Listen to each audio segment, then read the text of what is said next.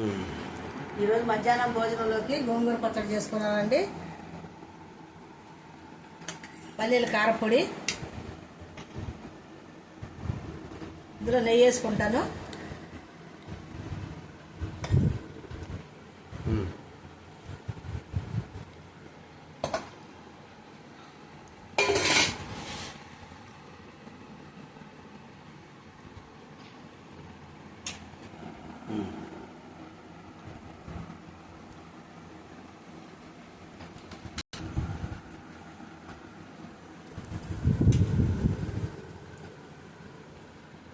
ఎలా ఉంది?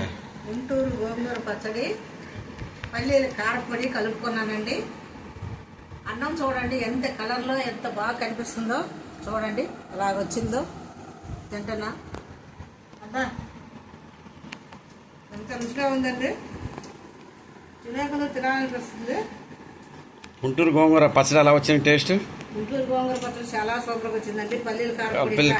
పల్లీల కారపొడి కూడా అదిరిపోయిందండి. ఇలా చేసుకోండమ్మా, మీ పిల్లలకి పెద్దలకి అందరికీ మంచిదేను. నాకు చిన్నప్పుడు నా ఆయనమ్మ చేసి పెట్టేది, మా అమ్మ చేసి పెట్టేది, అందరూ చేసి పెట్టేవాళ్ళు. వాళ్ళిద్దరు మేము బాగా తినేవాళ్ళం. కాకపోతే ఇప్పుడు నేను నా పిల్లలు చేసి పెట్టేదండి ఇంతకుముందు చిన్నప్పుడు. వాళ్ళ అట్టగాళ్ళకి వెళ్ళిపోయారు పిల్లలు, ఆడపిల్లలు. అబ్బాయి కూడా లేడు. మేము ముందు ఇద్దరమే కష్టపడి రోడ్లో దంచుకొని రోజు ఇలా చేసుకొని దోసుకొని ఐటమ్ చెప్పుకుంటానమ్మా మీకు.